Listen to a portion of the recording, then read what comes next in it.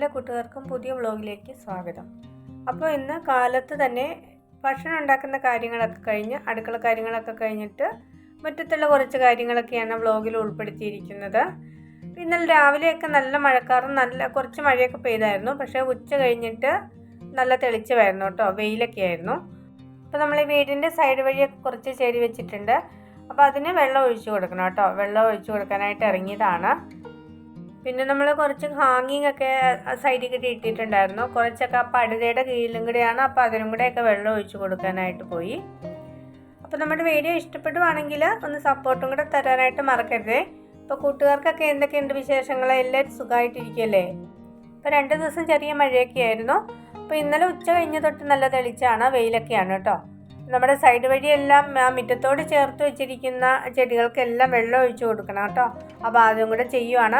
അപ്പോൾ ഞാൻ മുറ്റത്തേക്ക് ഇറങ്ങിക്കഴിഞ്ഞാൽ എൻ്റെ മുറ്റത്തിന് വീടിൻ്റെ ചുറ്റുവശവും എന്തെങ്കിലും ജോലി ഉണ്ട് കേട്ടോ. അപ്പോൾ ഓരോരോ കാര്യങ്ങൾ തീർത്ത് അങ്ങോട്ട് പോവുകയാണ്. ഇപ്പോൾ അതിരാവിലെയാണ് കേട്ടോ ഞാൻ ഭക്ഷണമൊക്കെ ഉണ്ടാക്കണത്.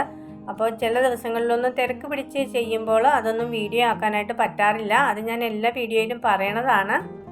അപ്പോൾ അതുകൊണ്ടാണ് കേട്ടോ അത് കഴിഞ്ഞ ശേഷമുള്ള മുറ്റത്തുള്ള കാര്യങ്ങളൊക്കെ വീഡിയോയിൽ ഉൾപ്പെടുത്തിയേക്കുന്നത്.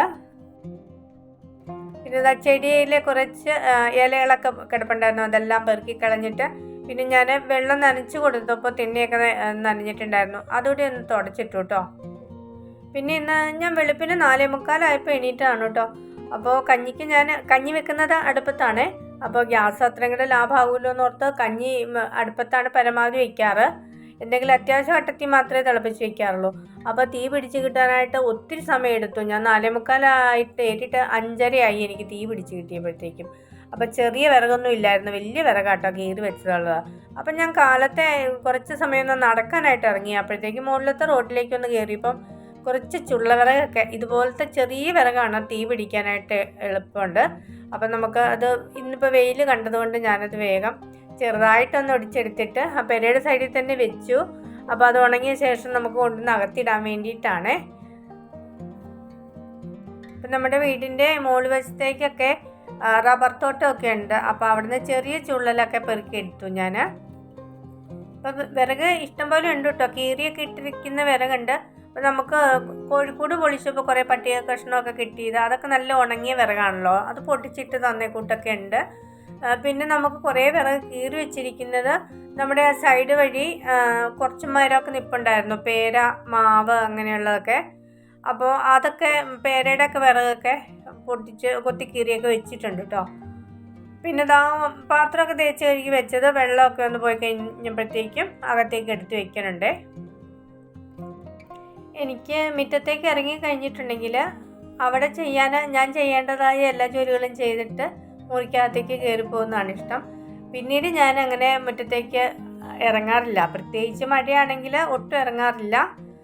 അപ്പോൾ പിന്നെ കോഴിക്ക് തീറ്റ കൊടുത്തിട്ടില്ലായിരുന്നു രാവിലെ. അപ്പോൾ 2 കോഴിയുണ്ട് കേട്ടോ. നമുക്ക് ദിവസം മുട്ടയിടുന്നുണ്ട് ആ കോഴി. ഒരു BV380 കോഴിയും ഒരു നാടൻ കോഴിയാണ് ഇപ്പോൾ ഉള്ളത്. നാടൻ കോഴി 1.5 ദിവസം മുട്ടയിടും, പിന്നെ BV380 എല്ലാ ദിവസവും തന്നെ മുട്ടയിടും കേട്ടോ. അപ്പോൾ അതിന് കുറച്ച് തീറ്റയും കൂടെ കൊടുത്തിട്ട് കുറച്ച് വെള്ളവും കൂടെ ഒഴിച്ചു കൊടുത്തിട്ടാണ് കയറി പോണത്.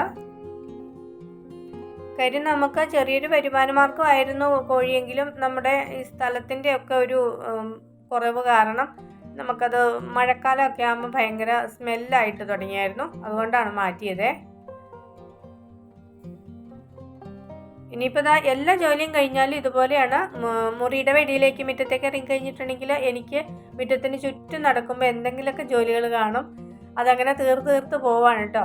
പിന്നെ കുറച്ച് പാത്രം കൂടെ കഴുകാനുണ്ടായിരുന്നു. അത്യാവശ്യം രാവിലെ എല്ലാ കാര്യങ്ങളും കഴിഞ്ഞതായിരുന്നു. എങ്കിലും ഓരോ കാര്യങ്ങൾ എടുത്ത് പെറുക്കിയൊക്കെ വന്നപ്പോഴത്തേക്കും കാപ്പ് കുടിച്ച പാത്രവും പിന്നെ അങ്ങനെ ഫുഡൊക്കെ എടുത്ത് മാറ്റിയ അങ്ങനെയുള്ള പാത്രങ്ങളെല്ലാം കൂടെ പിന്നെ അതോടെ ഒന്ന് ക്ലീൻ ചെയ്ത് വെച്ചിട്ട് അവിടെ എല്ലാം ഒന്ന് തുടച്ചും കൂടി ഇട്ട് കഴിഞ്ഞപ്പോഴത്തേക്കും എൻ്റെ ജോലികളൊക്കെ കഴിഞ്ഞു. ഇനി വേണം എനിക്ക് വീഡിയോ എഡിറ്റ് ചെയ്യാനും പിന്നെ അതിന് വോയിസ് ഓവർ കൊടുക്കാനും ഒക്കെ കേട്ടോ. അപ്പോൾ ഇന്നത്തെ ഈ കൊച്ചു വ്ളോഗ് എല്ലാ കൂട്ടുകാർക്കും ഇഷ്ടമായെന്ന് കരുതുന്നു. ഇഷ്ടമായാൽ തീർച്ചയായിട്ടും ചാനലൊന്ന് സബ്സ്ക്രൈബ് ചെയ്യണേ. പിന്നെ വീഡിയോ ഇഷ്ടപ്പെട്ടാൽ ലൈക്ക് തരാൻ മറക്കരുത്. അപ്പോൾ നമ്മുടെ നാട്ടിൻപുറത്തെ ജീവിത രീതിയും സംസാര രീതിയും ഒക്കെ ഇഷ്ടപ്പെടുവാണെങ്കിൽ തീർച്ചയായിട്ടും തുടർന്നും നമ്മുടെ വീഡിയോ ഒക്കെ കണ്ട് സപ്പോർട്ട് തന്നേക്കണേ. അപ്പോൾ ഇതുവരെ വീഡിയോ കണ്ട എല്ലാ കൂട്ടുകാർക്കും നന്ദി. അടുത്ത വീഡിയോയിൽ വീണ്ടും കാണാം.